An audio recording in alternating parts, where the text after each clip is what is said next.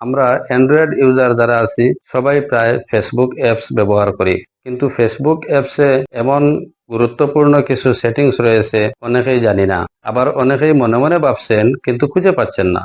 তো চলুন আজকে আপনাদের সম্মুখে এমন 3টি সেটিংস দেখিয়ে দিব যে সেটিংস গুলা অন করে নিলে আপনার আইডিটি সুরক্ষিত থাকবে।